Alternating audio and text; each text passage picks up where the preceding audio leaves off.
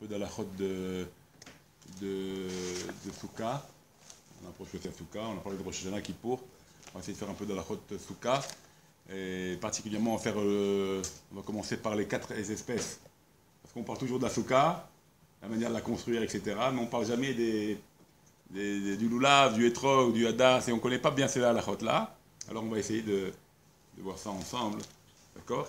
Alors on va commencer par le hétrog. Alors le hétrog, il a ce qu'on appelle, donc le hétrog, vous voyez la forme du hétrog, bon, j'en ai pas un là pour vous faire montrer, mais bon, vous le savez comment c'est. Il a ce qu'on appelle un chotem. Il a un chotem. Il a une pitma. Il a un chotem. Il a une pitma. Il a une pitma ou bien un dad, on l'appelle un dad. On va expliquer. Hein. Il a une shoshana. Okay. Et il a un oketz. Il a un oketz. Alors je vais traduire maintenant. Ça veut dire tout ça. Alors, quand tu prends le hétrog dans tes mains, d'accord, tu prends dans tes mains le hétrog. Alors, le chotem, c'est le côté pointu. D'accord? C'est le côté pointu. C'est ce qu'il y a en haut, le haut de l'hétrog. D'accord? On appelle ça le chotem.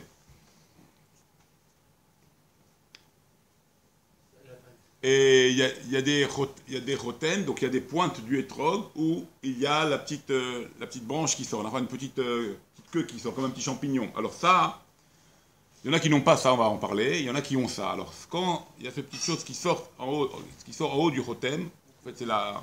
Okay, il y a comme un petit champignon qui sort comme ça, bolette, on appelle ça la pitma. D'accord? On appelle ça la pitma ou le dad. C'est un peu, bon... Vous savez ce que c'est un peu comme le sein de la femme, vous voyez? La petite pointe. D'accord? Donc, le chotem, c'est le côté pointu qui va vers le haut. Après, en haut, il y a le petit bout qui sort, nachon. Et après, sur le petit bout qui sort, il y a comme un petit... Le petit champignon en haut, ça fait comme une petite... hein? Voilà. Ça, on l'appelle la shoshana. D'accord? Donc, je répète, il y a la pointe du hétrog. Il y a la petite tige, et sur le haut de la tige, il y a comme une fleur, comme un petit champignon. D'accord? Vous voyez ce que je dis? Alors ça s'appelle, ce petit champignon en haut, là, le haut, ça s'appelle la shoshana. On appelle ça la shoshana. Donc la shoshana, c'est le haut, la petite tige, c'est la pitma, d'accord? Ou le dad, et après la pointe du hétrog, c'est-à-dire le côté haut du hétrog, ça s'appelle le chotem. D'accord? Et après, on a dit le hoket. C'est quoi le hoket? Eh ben, c'est l'arrière du hétrog, c'est le bas du hétrog. Il y a après, en bas du hétrog, comment il pousse l'hétrog? Il est attaché à la branche, l'hétrog. Donc l'arrière du hétrog, le bas du hétrog, il a c'est comme du bois. D'accord? Ça rentre comme ça, l'hétrog, il rentre un petit peu, et après ça sort comme après on coupe là-bas, on coupe l'hétrog du bois, de l'arbre. Alors ça s'appelle le hoket. D'accord? Donc le hoket, c'est le bas du hétrog, qui est fait de la branche du bois, quoi, qu'on a coupé. Et c'est le bas du hétrog. D'accord? Donc il y a le hoket, c'est le bas. Le hétrog, c'est le hétrog. La pointe du hétrog, chotem. La petite tige s'appelle dad ou pitma. Et le petit champignon en haut s'appelle la shoshana. C'est bon? On a traduit les mots? Voilà, ça c'est ce qu'il faut savoir. Alors maintenant sur le hétrog, bon, il faut connaître, mais on peut le voir. Sur les hétrogs, il y a ce qu'on appelle une shirva daka et une shirva ava. Il y a une couche vernie, un peu comme un vernis, comme ça. C'est une couche de la peau du hétrog légère. Et après, tu as la peau elle-même. Tu vois, c'est pas si vous faites attention, dans le hétrog, il y a comme un vernis qui est naturel, hein, léger. Et après, il y a la peau elle-même, la chair elle-même de l'hétrog. D'accord?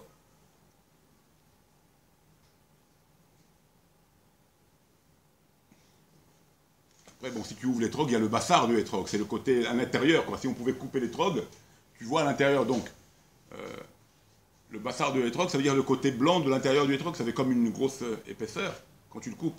Tu vois vraiment une chair, c'est la chair du hétrog. Hein? Voilà, comme la tapouze. D'accord? Comme la tapouze, c'est la pellicule extérieure, mais après tu as l'épaisseur. Bon, dans la tapouze, il y a la pellicule extérieure. Et puis il y a le côté de la chair de l'écorce, quoi, de la peau, quoi. Hein. de l'orange, par exemple. D'accord? On voit ça. Pareil chez l'étrog. Alors maintenant, on a des problèmes avec l'étrog dans ses couleurs. L'étrog cachère, c'est un étrog jaune ou vert. Que ce vert-là tend vers le jaune. C'est-à-dire qu'il faut arriver à ce que le vert, si on peut, l'éclaircir. Il va s'éclaircir avec le temps. D'ailleurs, il y en a, qu'est-ce qu'ils font? Ils mettent des pommes jaunes, ils les mettent avec l'étrog quand il est trop vert, et il commence à s'éclaircir. Faire attention, si tu laisses trop longtemps, il va pourrir la peau de l'étrog, et là, il peut être pas saoul. D'accord? Donc on peut éclaircir un étrog s'il est trop vert. C'est pour ça qu'en général, on essaye de prendre jaune un étrog. S'il est vert, il est aussi caché, il n'y a pas de problème. S'il est très très vert, alors on essaye de lui donner, voir si Bémet, c'est un étrog qui devient jaune, parce qu'en général, l'étrog va devenir jaune, même s'il est vert. Alors on a peur s'il est trop vert et qu'il ne devient pas jaune, alors il est pris avant sa maturité, d'accord? Et donc il n'est pas cachère. C'est pour ça qu'on cherchera d'abord des priorités à un étrog jaune, ou un vert clair, donc il va vers le jaune, et comme ça on est tranquille. Mais un vert très, très dur, tu vois, un vert très, très, très fort, alors là il faut s'assurer qu'il va dans le jaune, qu'il va aller vers le jaune. Alors pour voir si il y a un bon, il change, on mettra des pommes jaunes avec lui, et là il va prendre la couleur des pommes, et là tu vois si c'est un bon étrog ou pas déjà. Tu vois? Pour voir s'il va changer ou il reste toujours vert. S'il reste toujours vert, tu ne le prends pas. Bon, c'est des moyens. Alors en tous les cas, les couleurs qui sont cachères, c'est le jaune, c'est le vert clair, le vert foncé aussi, qui pourra tendre vers le jaune. Okay. Oui, il existe d'autres couleurs. Oui, qui vont être pas saouls. Pas qu'il existe d'autres couleurs. Il peut être pas saoul par sa pousse, de sa manière comment il est poussé, il peut prendre des couleurs dues au soleil qu'il a trop frappé, par exemple. Il peut changer ses couleurs. Il peut avoir des taches noires, il peut avoir des taches rouges, et là, il ne sera pas caché. C'est pour ça qu'on évite d'avoir des taches noires dans les étrogues, des taches rouges dans les étrogues, rouges ou marron, ça rend pas saoul le trog. D'accord? Dans sa majorité, ou à moins qu'il y en a deux. Qu'il y a deux endroits dans le trog qui sautent à l'œil, ou blanc, même blanc. Même blanc, c'est pas saoul. Donc faites attention à ça. Des couleurs blanches, ou des couleurs noires, ou des couleurs rouges, vont rendre pas saoul les trogues s'il y en a au moins deux. On va parler de ça.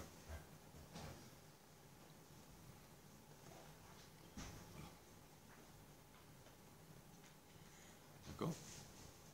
Bon, en tous les cas, c'est pas saoul pour le premier jour, quoi, qui est de la Torah. Après, on pourra l'avoir, bien que les Ashkenazim sont beaucoup plus marmires. Ça s'est vérifié avant d'être vendu. Ça s'est vérifié, mais il faut encore vérifier, parce que des fois, aujourd'hui, le marché il est tellement... il est inondé d'étrogues. D'accord? Donc, non, en général, il faut acheter une bonne cache-route, il faut voir quelque chose de bien cachère. Bon, sinon, vous passez par le rab de la communauté qui voit les trogues. Pour les dans la rue, il faut être sûr qu'il a une théouda, le type. Et aujourd'hui, il y a beaucoup d'agriculteurs qui connaissent le business et qui font ce qu'on appelle des greffes. Et là, la greffe est pas saoule, ça rend pas cachère. Il n'y a pas de greffe, un étrog greffé, c'est mort. Ça veut dire... Batel. Même s'il est bien. Même si tu le vois magnifique. Et maintenant, ils sont arrivés tellement fort dans les greffes, surtout les Israéliens, qu'ils te voient la forme du étrog, tu crois pas que c'est un limon, quoi. C'est greffé avec le citron en général. Mais ils le font tellement bien, maintenant, ils ont tellement des techniques dans ça, que tu crois que c'est un étrog. Tu vois, donc il faut vraiment trouver la cache-route, les rabbinim qui sont à Haraï, quoi. Ils sont garantis. Les rabbins qui s'occupent de ça, il faut vraiment être sérieux, quoi.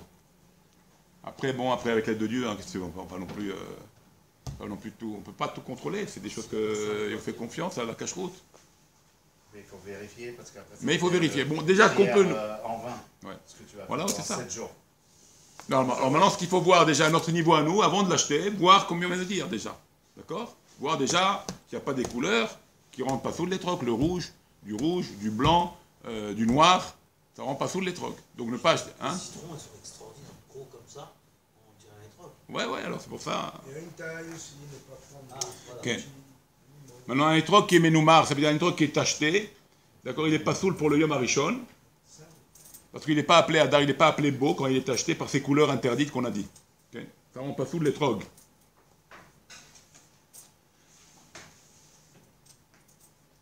Même si maintenant, même si maintenant c'est deux nécoudotes, il suffit de deux nécoudotes, même petites quelles qu'elles soient, qui sont noires ou qui sont rouges, ça rend pas soul l'étrog. D'accord? Il faut que ce soit visible à l'œil. Hein, Visible à l'œil, ouais, pas avec la loupe. Hein. Quand on voit les gens avec les loupes, c'est avec l'œil. On ne parle pas de loupe ici. Hein. D'accord? Donc,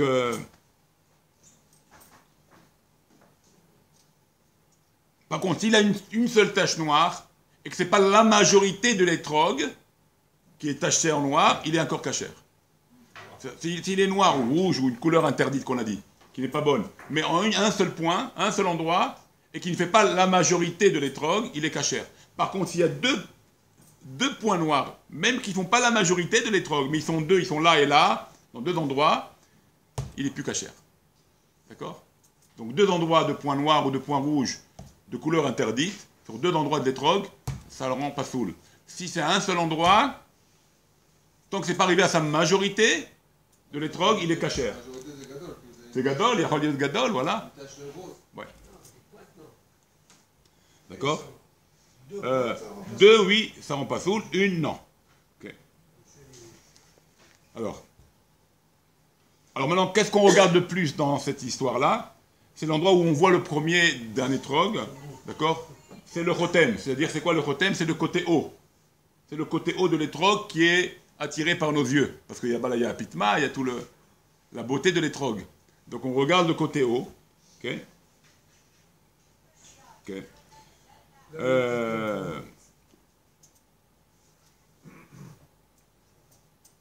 Et là, on fait attention, même une seule nekuda. C'est-à-dire que, quand bien même, on l'a dit, c'est la majorité qui doit être touchée pour le rendre pas soul, ou bien deux nekudot dans l'étrog qui le rend pas soul, mais là, au niveau du chotem, au niveau de la pointe, d'accord? Voilà, même, voilà, en haut, au niveau du chotem. Mais alors, en haut, s'il y a même un point noir, un seul point noir, ça le rend pas soul. Le chotem, je parle, à la fin, d'accord? Dans sa hauteur. D'accord? Toujours, quand je dis pas soul, c'est pas soul pour le premier jour. Parce que les autres jours, c'est des rabbanan. La mitzvah du etrog, c'est pour des rabbanan les autres jours. Le premier jour, c'est de la Torah. Donc on ne pourra pas bénir avec l'étrog comme ça le premier jour de la Torah. Et pourquoi cet endroit-là? Parce que c'est l'endroit où l'œil est attiré quand on a un étrog dans les mains, c'est le haut de l'étrog.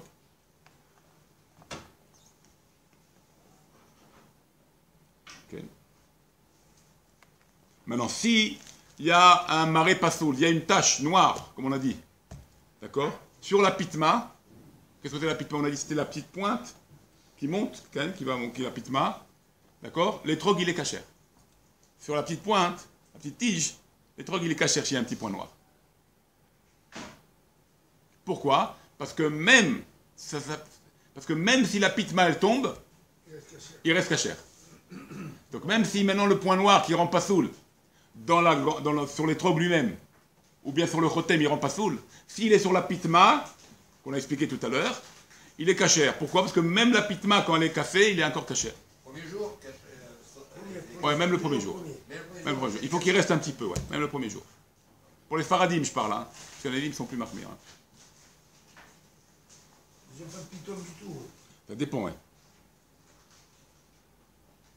Maintenant, il y avait à l'époque, les gens, ils savaient faire ça. Bon, il y en a encore qui savent, mais on peut enlever les points noirs, comme ça, avec de la cire. Il faisait couler de la cire, bon, il faut savoir ça. Et hop, avec un trac, il enlève, ça fait enlever l'intérieur, le point noir, quoi, la couleur. Hein, c'est mon cher photo. Ça l'enlève. Bon, il faut savoir. Donc, et là, si tu arrives à le faire, eh ben, tu remets l'étrog cachère les khatrila. Tu le remets dans sa position de cache-route, même si maintenant il n'est pas soul avec ses points noirs. Extraordinaire. Bon,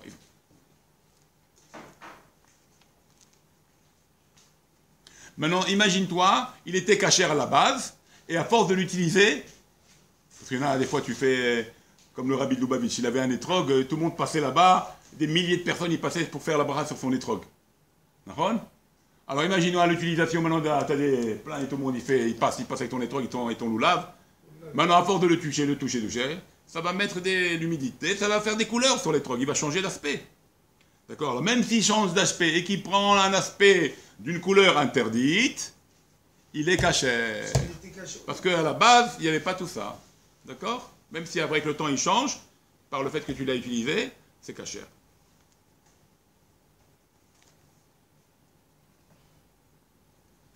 Par contre, si tu l'as utilisé avant la fête, maintenant écoutez bien, il était cachère avant la fête. Mais quand même avant la fête, tu l'as utilisé, tu regardes, tu mets tes mains, tout le monde a mis les mains avant la fête, et il a pris une couleur avant la fête, pas cachère, là il est pas saoul. Parce qu'il va rentrer dans la fête, dans le pas saoul, en tant que pas saoul, vous comprenez? S'il est rentré en cachère dans la fête, et qu'il devient pendant la fête, il devient avec une couleur mauvaise, une mauvaise couleur, il est cachère. Mais si avant la fête, tu l'as utilisé aussi, et il a pris la mauvaise couleur, quand il rentre pendant la fête, il n'est pas saoul. Même si au début, bien avant, il était cachère. D'accord? Bezrat Hashem, demain on parlera, hein, c'est l'heure, on parlera du chiour, le poids du hétrog, de la quantité du hétrog, quel poids il doit avoir. Est-ce que ça suffit un petit hétrog, une petite boule comme ça? Il faut quelque chose d'important, de plus important, on va parler de ça demain, du poids, etc. On continuera encore avec le hétrog. Et après, si on finit, on passera après au loulav, à la branche de palmier, la rava, si tu veux, on aura le temps de faire. Comme ça, on permettra aux gens d'écouter les halachot, comme ça, avant d'acheter, vous soyez au courant des halachot, d'accord? Yallah.